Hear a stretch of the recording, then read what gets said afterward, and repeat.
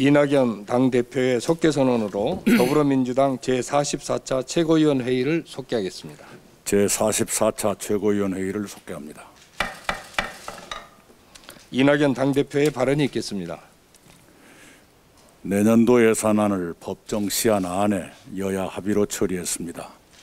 그것은 우리가 추구해온 일하는 국회 만들기의 성과라고 감히 말씀드립니다. 저는 이번 정기국회에 민생, 개혁, 공정, 정의를 통해 더 좋은 미래를 열기 위한 15개 입법과제를 말씀드렸습니다. 어제 상임위원회 간사단 회의에서 들어보니 상당한 진척이 있었습니다. 특히 국정원법, 경찰법은 상임위에서 이미 처리했습니다. 여러 어려움이 있었을 텐데도 흔들림 없이 노력해 주신 우리 당의 모든 의원님들께 감사드립니다. 올해 정기국회는 매우 특별합니다. 이 시대의 국가적 과제를 입법으로 뒷받침해야 합니다. 과거를 매듭짓는 법도 있고 미래의 초석을 놓는 법도 있습니다. 노동자의 생명과 안전을 지키는 법도 있고 시장 경제를 튼튼하게 만드는 법도 있습니다. 취약계층을 위한 포용과 상생의 법도 있고 기업하기 좋은 환경을 만들기 위한 규제 완화와 혁신의 법도 있습니다. 지금 이 시대에 꼭 필요한 법들입니다. 법 하나하나에 정성을 기울이고 집중력을 발휘해 하나씩 마무리해야 합니다. 입법과제의 이행에 우리 당 모든 의원님들께서 힘을 모아주시기를 당부드립니다. 검찰개혁을 둘러싸고 갈등이 지속되고 있습니다. 그것이 검찰개혁의 대의마저 가리려 하고 있습니다. 그러나 그렇다고 해서 검찰개혁의 대의가 사라지는 것은 아닙니다. 그렇게 되도록 해서는 안 됩니다. 1987년 민주화 이후 역대 민주정부는 권위주의와 선민의식에 젖은 권력기관의 개혁을 위해 노력해왔습니다. 그때마다 기득권 세력의 조직적 저항으로 좌절되곤 했습니다. 오랜 곡절을 겪은 끝에 이제야 우리는 국정원과 경찰의 제도적 개혁을 이루게 됐습니다. 그러나 검찰 개혁은 지금도 저항을 받고 있습니다. 지금의 갈등도 개혁과 저항의 싸움입니다. 여기서 멈출 수 없습니다. 오랜 세월 검찰 개혁은 저항으로 좌절했지만 더는 좌절할 수 없습니다. 검찰이라고 해서 민주적 통제의 예외로 둘 수는 없습니다. 이번에는 기필코 공수처를 출범시켜 검찰에 대한 최소한의 민주적 통제를 제도화하겠습니다. 그동안 국내에서도 코로나 치료제와 백신 개발에 진일보한 성과가 있었습니다. 저는 진단시약과 치료제를 개발하는 기업들을 방문해 현황을 알아보고 지원 방안을 들어 정책에 반영했습니다. 이번 주말에는 백신 개발 및 위탁 생산 기업을 찾아 현황을 듣고 향후 대책을 준비하겠습니다. 아울러 정부와 협의해 치료제 사용과 백신 접종을 안전하고 빠르게 시작하도록 최선을 다하겠습니다. 코로나를 하루빨리 극복하고 경제 회복에 매진해 국민 여러분께 희망을 드리도록 정성을 쏟겠습니다. 이상입니다. 김태년 원내대표의 발언이 있겠습니다. 수능을 마친 전국의 수험생과 학부모 그리고 가족 여러분 정말 수고 많으셨습니다. 수험생 여러분들께서 최선을 다하신 만큼 좋은 결과가 있기를 기대합니다. 유례 없는 코로나 상황 속에서 수능을 치르기까지 정말 어려움이 많았습니다. 그럼에도 큰 사고 없이 수능이 무사히 끝나 정말 다행입니다. 수험생과 가족 그리고 국민, 정부 모두가 함께 애쓰고 노력한 덕분입니다. 방역에 협조해 주신 국민 여러분과 사상 초유의 코로나 수능을 위해 철저하게 대비한 정부 관계자 여러분들께도 감사드립니다. BBC나 CNN 등 외신들은 코로나 대유행 속에서 수능을 안전하게 치러내는 대한민국의 역량이 놀랍다고 보도했습니다. K방역이 다시 한번 세계로부터 인정받은 것입니다. 우리나라의 유전자 증폭 방식 감염병 진단 검사 기법이 지난 2일 국제 표준으로 제정됐다는 반가운 소식도 들립니다. K 방역이 말 그대로 세계의 표준이 되어가고 있음에 뿌듯합니다. 그러나 코로나 3차 대유행으로 수능이 끝난 기쁨을 누리기도 어려운 상황입니다. 사회적 거리두기 강화에도 코로나 확산세가 잡히지 않아서 걱정입니다. 그런 가운데 수시 면접과 논술고사 등 대입 전형으로 전국적으로 수험생 이동량이 크게 늘어나게 됩니다.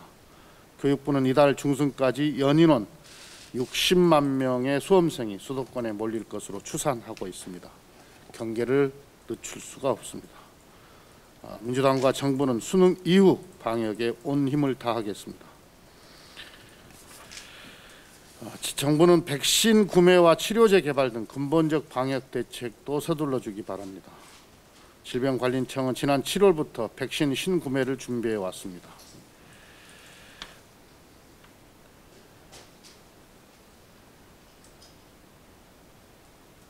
백신 구매 국제기구인 코백스를 통해 접종 물량을 이미 일부 확보한 것으로 알고 있습니다. 그러나 영국 정부가 어제 세계 최초로 화이자 코로나 백신을 긴급 사용 승인하는 등 다른 나라의 움직임이 활발합니다. 민주당은 내년도 예산안에 코로나 백신 확보를 위해 목적 예비비 9천억 원을 추가 편성해서 약 1조 3천억 원 규모의 백신 예산을 확보했습니다. 정부는 신속한 백신 확보와 함께 안전성과 유효성 확보에도 만전을 기해 주시기 바랍니다. 나아가 국산 백신과 치료제 개발이 보다 빠르게 진행되도록 적극적인 지원 방안을 강구해야 합니다.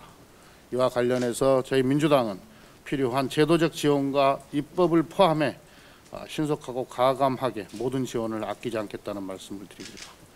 국민 여러분들께서도 긴장의 끈을 놓치지 말고 방역에 동참해서 이 고비를 함께 이겨내 주시기를 호소드립니다. 경찰 조직 전반의 개혁을 담은 경찰법 개정안이 어제 행안위를 통과했습니다. 경찰법 개정안의 골자는 자치경찰제 실시와 국가수사본부 설치를 통한 경찰의 권력과 기능을 분산하는 것입니다. 자치경찰제가 실시되면 지역 주민의 생활 치안은 더욱 강화될 것입니다. 수사권 조정으로 경찰에 이관된 수사권은 국가수사본부가 전담하게 되어 경찰의 책임성과 수사의 독립성을 높일 것입니다. 권력기관 개혁은 이제 구분응선을 넘어서고 있습니다. 문재인 정부 출범 이후 중단 없이 추진해온 권력기관 개혁이 완성체를 갖추기까지 이제 얼마 남지 않았습니다.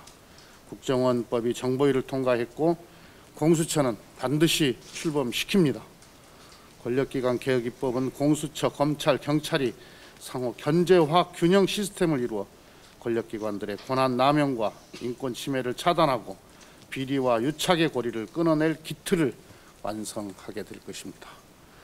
권력기관의 개혁이 완료되면 국정원, 경찰, 검찰은 정보, 수사, 기소를 각각 전담하는 독립기관으로 자신의 역할에 충실하게 될 것이며 고위공직자의 부정부패는 공수처가 담당하게 될 것입니다. 민주당은 국민에게 신뢰받는 국정원, 국민을 위해 봉사하는 경찰, 국민의 눈높이에 맞는 민주적 검찰, 고위공직자의 부정부패를 척결하는 공정한 공수처를 만들 것입니다. 마지막까지 긴장을 늦추지 않고 권력기관 개혁 입법을 12월 9일까지 반드시 완료하겠습니다. 한 가지만 더 말씀드리겠습니다. 내일이 75회 무역의 날입니다. 수출 전선에서 우리 경제를 지키고 있는 기업들을 응원합니다. 코로나 팬데믹으로 올해 우리 수출입 기업들은 많은 어려움을 겪었습니다. 그러나 3분기 들어 반도체, 자동차 등 수출 주력 분야가 살아나고 바이오, 2차 전지 등 신산업 분야도 선전하고 있습니다. K방역 대표 주자인 코로나 진단키트 또한 수출 회복에 효자 노릇을 했습니다. 지난 10월에는 경상수지가 116.6억 달러 흑자를 기록했습니다. 2017년 9월 이후 최대 흑자이고 역대 3위의 흑자 규모입니다. 코로나 위기의 어려움에도 정부와 기업이 함께 노력했기에 거둔 성과입니다. 정경련은 지금의 수출 증가세를 유지한다면 7년 뒤에는 세계 5위 수출국이 될 것이라고 자신감을 내비쳤습니다. 이 같은 전망을 현실로 만들려면 고부가치 산업과 신성장 수출 저변 확대 등 질적 성장을 끌어내야 합니다. 우리 정부는 지난 11월 무역 디지털 대전환을 선언한 바 있습니다. 수출 지원 시스템을 디지털로 전환해 수출 전 과정을 디지털화하겠다는 당찬 포부입니다. 2030년까지 무역 규모 2조 달러를 달성하고 수출 중소기업 20만을 육성하겠다는 비전도 제시했습니다. 민주당은 무역 대국으로서의 도약을 적극 뒷받침하겠습니다. 디지털 무역에 필요한 핵심 기술 개발을 지원하고 대외무역법과 무역보호법 등 관련 법안도 정비하겠다는 말씀을 드립니다. 이어서 김종민 최고위원의 발언이 있겠습니다. 예. 오늘도 검찰 얘기를 안 할 수가 없습니다. 검찰총장을 감찰한 대검 감찰부를 검찰이 인권감독관을 통해서 역으로 수사한다고 합니다.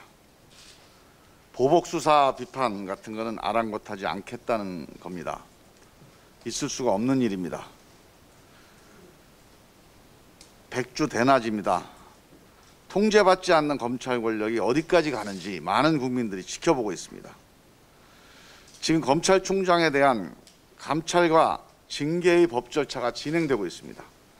진행 중인 감찰과 징계를 방해하고 뒤엎는데 검찰권을 동원한다는 건 명백한 보복수사입니다.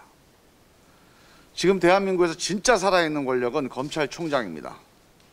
감찰부가 진짜 살아있는 권력을 수사하니까 보복수사에 나선 것이다. 이렇게 볼 수밖에 없습니다. 수사권으로 보복하면 그게 깡패지 검사냐. 윤석열 총장의 이 인터뷰 육성이 아직도 귀에 생생합니다. 감찰 제도를 규정한 입법 취지와 국정 체계를 정면으로 흔드는 행위입니다. 검찰권의 사유화입니다. 특히 검찰의 인권감독관은 검찰로부터 국민의 인권 침해를 막기 위해 만든 제도입니다. 문재인 대통령의 지시로 전임 문무일 총장 때 만들었던 개혁의 성과입니다. 전임 총장 때 만든 개혁 성과를 검찰 스스로를 보호하는 데 악용하는 것은 개혁을 역행하는 있을 수 없는 일입니다. 이 과정에서 나타난 검찰의 모든 불법 부당은 앞으로 공수처든 특검이든 어떤 경로를 통해서든 규명돼야 합니다. 민주당은 다시는 이런 식의 검찰권 무력화가 재발되지 않도록 검찰에 대한 감찰 제도를 근본적으로 개혁하는 입법 대응을 빠른 시일 내에 반드시 추진하겠습니다. 그리스 신화에 이카루스의 날개가 있습니다. 아버지가 달아준 날개를 단 이카루스는 하늘 높이 마음껏 날았습니다. 하늘을 나는 재미에 취한 이카루스는 태양 가까이는 가지 말라고 한 아버지의 경고도 무시했습니다. 하늘 끝까지 오르려는 욕망에 태양까지 넘본 이카루스, 결국 날개가 녹아 추락하게 됩니다. 대한민국 검찰은 무소불위의 막강한 권력을 가지고 있습니다. 대한민국의 법은 법무부 장관의 지휘 감독권, 감찰권, 법원의 사법 통제권으로 하여금 검찰권 남용을 경고하고 통제하도록 했습니다. 그러나 장관의 지휘 감독권은 거부하고 감찰권은 수사로 보복하고 법원도 검찰에 대한 사법 통제 역할을 제대로 못하고 있습니다. 누구의 경고도 충고도 견제도 받지 않고 하늘 끝까지 날아가고 있는 검찰 권력을 보면서 이카루스의 날개를 봅니다. 가장 큰 책임은 검찰총장에게 있습니다. 장관의 지휘 감독권, 감찰권, 법원의 사법 통제권은 모두 사후적 통제권입니다. 막강한 검찰권을 통제하는 1차적, 사전적 통제권은 바로 검찰총장에게 있습니다. 민주공화국에서 수사관의 수사 욕망은 반드시 사법 통제를 받아야 합니다. 수사관에 대한 사법 통제 역할을 하라고 검사 제도를 둔 겁니다. 문제는 검사가 직접 수사를 하는 경우입니다. 누구도 수사검사의 과욕을 견제하지 못합니다. 그래서 수사검사가 권력남용을 못하게 사법통제하라고 검찰총장에게 모든 검사에 대한 수사 지휘권을 준 것입니다. 검찰총장에게 수사 지휘를 맡긴 입법 취지는 검찰의 과잉 수사에 대해 브레이크 역할을 하라는 것입니다. 그러나 지금 대한민국 검찰총장은 검찰 과잉 수사를 통제하는 역할이 아니라 거꾸로 과잉 수사를 독려하는 역할을 하고 있습니다. 브레이크를 밟으라고 했더니 엑셀레이터를 밟고 있는 겁니다. 법이 규정한 검찰총장의 직무를 정면으로 위반하는 행위입니다. 그 결과 대한민국 검찰은 역주행으로 폭주하는 자동차가 되고 있습니다. 검찰총장이 법에 규정된 임무를 제대로 수행했다면 검찰을 둘러싼 오늘의 이 국민 분열, 국가적 혼란은 없었을 겁니다. 감찰부에 대한 보복 수사, 브레이크 없는 검찰의 폭주, 지금이라도 돌이키지 않으면 그 결말은 이카루스가 갔던 길을 가게 될 것입니다. 이상입니다. 이어서 염태영 최고위원의 발언이 있겠습니다. 요즘 검찰의 무소불위, 안면몰수, 그리고 자의적 검찰권 남용이 너무 무섭습니다. 민주적 통제에 의하지 않는 이러한 검찰의 여러 가지 최근의 모습을 보면서 그래서 특히 검찰 개혁이 얼마나 소중하고 시급한 일인지를 다시 한번 깨닫게 되는 요즘입니다. 김태년 원내대표께서 방금 전 경찰법 개정안 말씀하셨습니다. 그것뿐만 아니라 어제 지방자치법 전부 개정안이 행안위 전체 회의에서 가결됐습니다. 이번 개정안은 1987년 6월 민주항쟁의 결과로 만들어진 지방자치법이 32년 만에 전부 개정된 법안입니다. 지방자치가 비로소 커진 몸집에 맞는 옷을 입게 된 것입니다. 지방자치법 전부 개정안은 20대 국회 때인 지난 2019년 3월에 처음 정부 입법안으로 제출되었으나 제대로 논의 한번 되지 못하고 자동 폐기된 바 있습니다. 21대 국회에서도 많은 이견과 쟁점이 있었지만 우리 당의 참 좋은 지방정부위원회 홍영표 위원장님, 그리고 행안위의 서영교 위원장님, 그리고 제1법안 소위의 한병도 법안심사 소위원장님 등이 의견 충돌이 이견이 있을 때마다 현명한 대안 제시로 논의를 이끌어 주셨습니다. 최종 합의안을 만들 수 있도록 협력해 주신 행안위 모든 의원님께도 깊은 감사를 드립니다. 이번 전부 개정안은 주민의 감사 청구권 문턱을 낮추는 등 주민의 정책 참여 권한을 강화했고 지방정부의 책임성과 투명성을 높일 수 있도록 정보 공개 범위를 확대하였으며 지방의회에 윤리특별위원회 설치를 의무화하였습니다. 또한 광역의회뿐만 아니라 기초지방의회까지 인사권과 정책 지원 전문 인력을 두게 된 것도 매우 의미가 있다고 생각을 합니다. 인구 100만 이상 기초지자체의 대도시는 특례시로 지정하고 또 행정수요 및 지방의 균형 발전과 지방 소멸을 고려해서 전국의 시군구에 별도 특례를 부여할 수 있도록 한 것도 지방자치의 진일보라고 생각을 합니다. 특별지방자치단체를 구성할 수 있도록 해서 이를테면 부울경과 같은 초광역 메가시티 구상을 실현할 수 있도록 한 발판도 이번에 매우 중요한 법안의 내용이라고 하겠습니다. 그러나 한 가지 주민자치의 법적 근거 마련을 위한 조항이 삭제된 것은 매우 아쉽습니다. 지방자치 근간인 주민자치권 강화를 위해서도 이번에 빠진 주민자치의 조항이 별도 논의를 거쳐 반드시 제 모습을 갖출 수 있도록 해야 할 것입니다. 이제 지방자치법 전부 개정안은 다음 주 8일 법사위를 거쳐 9일 본회의 상정 의결을 앞두고 있습니다.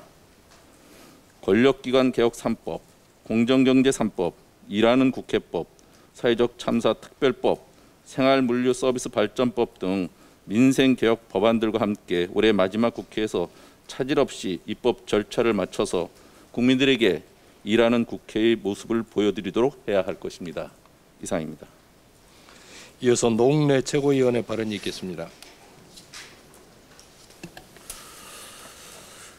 지난 화요일 윤석열 총장이 국민을 그렇게 혼란스럽게 하고서도 사과 한마디 없이 개선 장군처럼 업무에 복귀한 것을 두고 대부분의 언론들은 일제히 검찰의 완성을 보도했습니다. 일시적인 집행정지인데도 그저 검찰의 언론 플레이대로 마치 윤 총장의 모든 혐의가 벗겨진 것처럼 하면서 심지어 대통령의 사과까지도 요구하고 나섰습니다. 정작 본질인 윤 총장이 왜 직무배제가 되었는지에 대한 검증과 평가는 찾아볼 수가 없었습니다. 사건이 진행 중인 언론사 사주를 만나고 재판부를 불법 사찰하였으며 감찰을 방해한 사실이 과연 정당한 검찰총장의 역할이었는지 따져봤어야 했습니다. 오로지 검찰이 불러주는 대로 받아쓰고 추미애 장관과 윤석열 총장 간의 싸움으로만 중계하는 정치 포르노그라피에 빠져 있습니다. 이는 노골적인 검언 유착이자 황색 저널리즘의 행태입니다. 비단 이뿐만이 아닙니다. 불안 심리를 부추겨서 부동산 폭등과 전세난을 부풀리는가 하면 국민 1.3%에만 해당되는 종부세를 가지고서 세금 폭탄론을 퍼뜨리고 있습니다.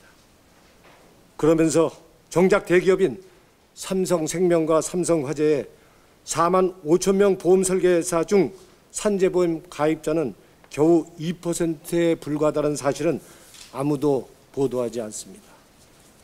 검찰 개혁만큼 언론 개혁도 시급합니다.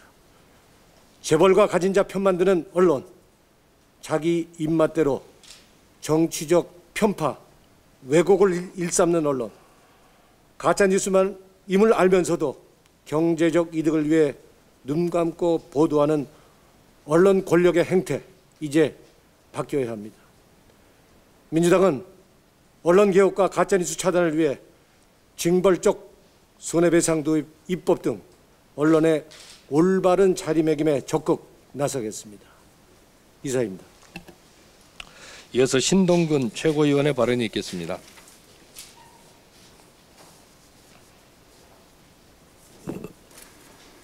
검찰개혁의 여명이 다가오자 검찰 기득권의 저항이 최고조에 달하고 있습니다. 검사 동일체의 원칙은 폐지된 지 오래지만 패습으로 여전히 살아 기승을 부리고 있음을 똑똑히 목도하고 있습니다. 옛 정치 군인들도 저리 가라 할 검사 집단에 경악할 패밀리 특권 의식입니다. 결정적 순간 본색을 드러난다고 하더니 결국 초록동색 유상종이었습니다.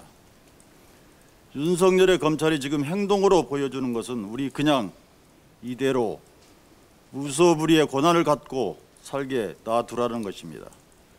검찰은 근본적으로 국민들에게 봉사해야 할 사법, 행정, 공무원 집단일 뿐입니다.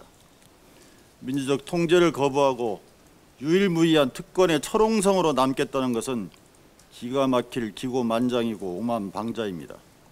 우리 헌법은 대한민국의 주권은 국민에게 있고 모든 권력은 국민으로부터 나온다고 천명하고 있지만 검찰의 태도는 대한민국의 주권 위에 검찰권이 있다는 비틀린 집단의식을 드러냅니다. 우리 헌법이 금지하고 있는 사회적 특수 계급으로 군림하려 합니다. 군사독재 시절에는 독재에 부역하며 스스로 알아서 자율과 독립을 헌납했던 검찰이 민주화의 신장로가 열리자 자율과 독립의 본뜻을 타락시키며 돈 터치미를 외치고 있습니다. 민주주의 역사는 사회적 특수계급의 성역이 존재하는 한 전전할 수 없음을 밝혀주고 있습니다. 사회적 특수계급은 민주공화국의 해방꾼입니다. 벽사 이정, 사악한 것을 배척하고 정의를 지킨다는 뜻입니다. 검찰 개혁이야말로 이 시대의 대표적인 벽사 이정입니다. 검찰이 저항하면 할수록 검찰 개혁의 불꽃은 더 활활 타오를 것입니다. 검찰이 저항의 벽을 높이면 높일수록 검찰 개혁의 물길은 더 도도해질 것입니다. 벽사 이정의 마음가짐으로 이번 정기국회 내에 반드시 공수처법 개정안과 권력기관 개혁 법안 통과시키겠습니다. 나라다운 나라, 더 나은 민주공화국을 위해 검찰개혁 반드시 해내라는 촛불혁명의 염원을 저버리지 않을 것입니다. 종부세 고지서가 대상자에게 발송되자 이에 익숙한 종부세 폭탄론이 나오고 있습니다. 내년 1월 1일부터 50인에서 299인 사업장 주 52시간 노동제가 시행됩니다. 그러자 주 52시간 노동제 폭탄이라고 합니다. 연소득 10억 초과 소득세율을 45%로 인상하자 소득세 폭탄이라고 합니다. 세금과 규제라면 모두 폭탄이라는 식입니다. 종부세 대상자는 전 국민의 1.3%입니다. 종부세 100만 원 이하가 전체의 65%입니다. 이게 폭탄입니까? 종부세 폭탄론 얘기하는 거 보면 마치 우리나라 국민 평균이 강남 다주택자가 아닌가 착각이 들 정도입니다. 연소득 10억 초과하는 사람이 1만 6천 명에 불과합니다. 전 국민의 0.03%입니다. 우리나라는 이제 선진국 반열에 올라섰지만 부끄럽게도 세계 최장 노동시간에 세계 최고 산재 사망률 국가입니다. 그래서 충분히 계도기간을 주고 순차적으로 52시간 노동제를 추진하고 있는데 규제 폭탄이라고 합니다. 정부의 보호와 지원은 당연한 것으로 여기고 필요한 규제에 대해서는 폭탄이라고 하는 것입니다. 억소리 나는 부동산 수익, 이거야말로 수익 폭탄 아닙니까? 최장시간 노동 폭탄, 최고 산재 사망률 폭탄이 진짜 폭탄 아닙니까? 세금 폭탄, 규제 폭탄론은 기득권을 누리는 사람들이 사회를 위해 꼭 필요한 일들을 회피하고 지금의 권리를 특권으로 누리겠다는 말과 같습니다. 사회 연대와 통합을 저해하는 태도입니다. 이상입니다. 이어서 양향자 최고위원의 발언이 있겠습니다.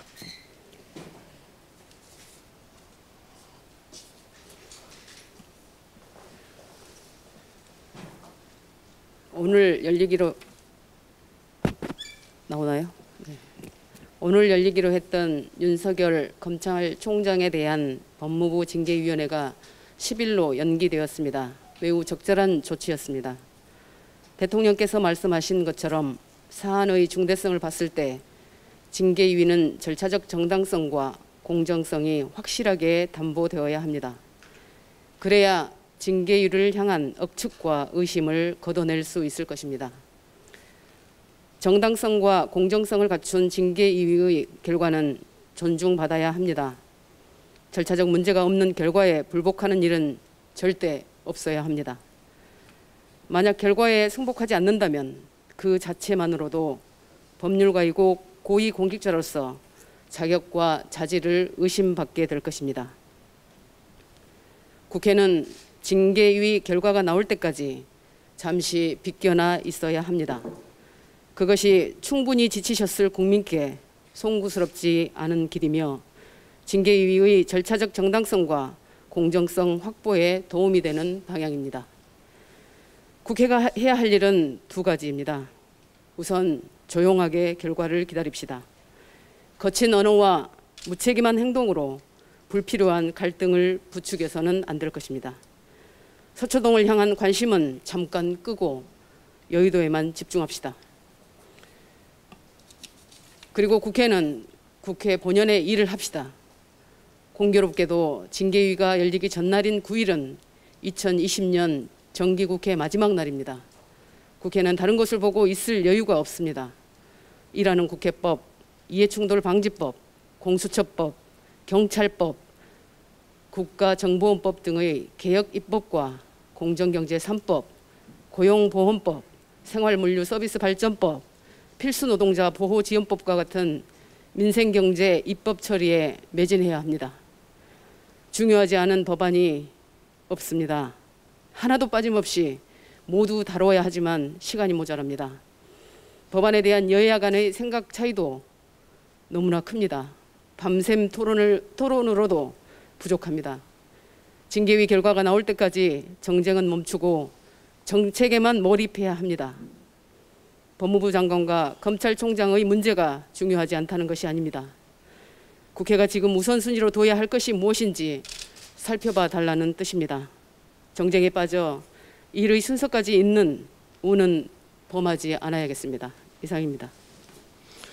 박홍배 최고위원의 발언이 있겠습니다.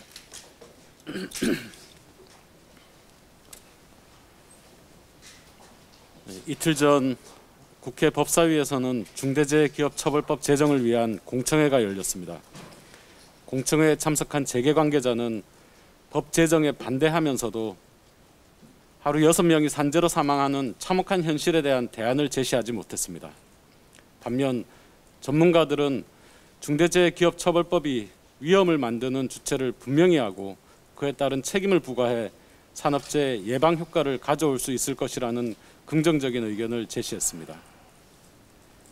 이날 공청회에 불참한 국민의힘은 공청회 전날 중대재해기업에 대한 징벌적 손해배상과 공직자에 대한 처벌 등이 빠진 중대재해예방법을 발의했습니다.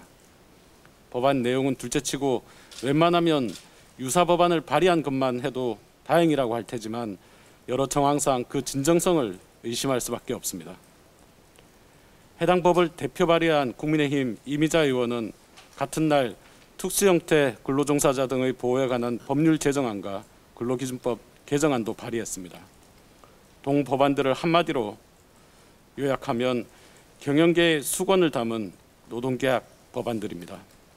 특고법은 특수고용직의 노동기본권을 제한하는 내용을 담고 있고 근로기준법 개정안은 경영상 해고를 더 쉽게 하면서 노동시간은 유연화하는 내용을 담고 있습니다. 여기에 더해 국민의힘 산자위 의원들은 주 52시간 근무제 강행 철회 성명까지 냈습니다. 국민의힘은 앞에서는 노사가 함께 노동의 미래를 논의하자고 하면서 뒤에서는 경영계만 대변하며 노동자들을 기만하는 본성을 드러냈습니다. 오는 10일이면 사회적 참사 특조위의 세월호 참사 진상조사가 종료됩니다. 성역 없는 진상규명조사를 계속 이어가게 하기 위해서는 다음 주 9일 본회의에서 사회적 참사 진상규명 및 안전사회 건설 등을 위한 특별법 개정안, 일명 사참법 개정안이 통과되어야 합니다. 여야 국회의원 62명이 수사권 부여와 조사기간 연장, 조사인원 확충, 공소시효 정지를 핵심으로 하는 사참법 개정안을 발의했지만 이 역시도 국민의힘의 방해와 비협조로 처리되지 못하고 있습니다. 노동자들의 생존권을 외면하고 사참위 연장에 동의할 수 없다고 말하는 국민의힘은 반성해야 합니다. 그러나 이제 방법이 없습니다. 양대 지침에 저항한 노동자들의 촛불과 살릴 수 있었던 국민의 목숨을 외면한 이들에 저항한 시민들의 촛불로 문재인 정부를 탄생시킨 우리 당이 직접 해결해야 합니다.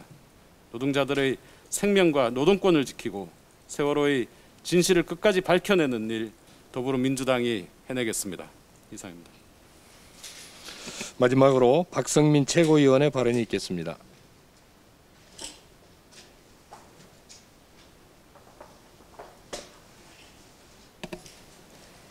네, 내일 더불어민주당 청년 TF는 보호 종료 아동을 만나러 양주로 갑니다. 어쩌다 어른이 된 보호 종료 아동, 이들은 18 어른입니다. 해마다 2,500여 명의 보호 종료된 청소년들이 사회로 나오지만 4명 중 1명은 6개월도 안 돼 경제적 어려움에 봉착합니다. 정부 지원금을 받아도 자금 운용 능력이 부족하거나 금융 상식이 부족하기 때문에 돈을 다 써버리게 되거나 사기를 당하는 일도 부지기수라고 합니다. 현재 임대주택을 보호 종료 아동에게 먼저 공급하고 시설에서 나오기 6개월 전부터 신청을 받게 하는 등 보호 종료 아동을 위한 주택 지원안 혹은 여러 가지 지원 정책은 점점 더 나아지고 있습니다만 아직 매년 수천 명씩 발생하는 아동 숫자에 비하면 부족한 정책들도 있습니다.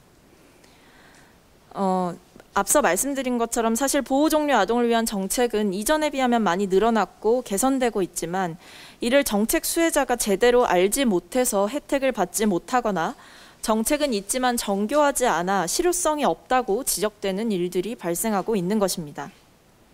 일례로 모든 게 처음인 이들에게는 가까이서 체계적인 자립이 이뤄질 수 있도록 관리해주는 누군가가 반드시 필요한데 현재로서는 각 시설에 배치되어 있는 자립지원 전담요원이 유일합니다. 그러나 자립지원 전담요원은 아동 양육시설, 보호시설 기준 아동 30명당 1명 배치되고 100명 초과 시 1명이 추가되고 있습니다. 즉 많게는 자립 전담요원 1명이 99명가량을 관리합니다. 게다가 자립 후 5년까지 사후 관리도 해줘야 하기 때문에 보호 종료 청소년 개개인 특성에 맞는 자립 지원은 사실 불가능해 보입니다. 이외에도 지자체별로 중앙과 소통할 수 있는 자립지원 전담기관이 들쭉날쭉하게 설치되어 있다는 문제 등 다양한 과제가 있습니다. 저는 첫 최고위원회의 발언 주제로 이들의 이야기를 다뤘습니다. 동정심과 같은 감정이 아니라 우리 사회의 사각지대를 끊임없이 주목하고 개선해 나가는 힘이 정치에 있고 그것이 정치의 책임이라고 생각했기 때문에 이들의 이야기를 잊지 못했습니다. 초심을 잃지 않고 해야 할 일들을 끈질기게 하겠습니다. 내일 청년 TF는 보호 종료 아동들을 만나 그들이 진짜로 원하는 것이 무엇인지, 그리고 지금껏 정부가 지원했던 정책 중에서 아쉬웠던 점은 무엇인지, 그리고 앞으로 우리가 해야 할 일들은 무엇인지 구체적인 정책 과제를 발굴해 오도록 하겠습니다. 이상입니다.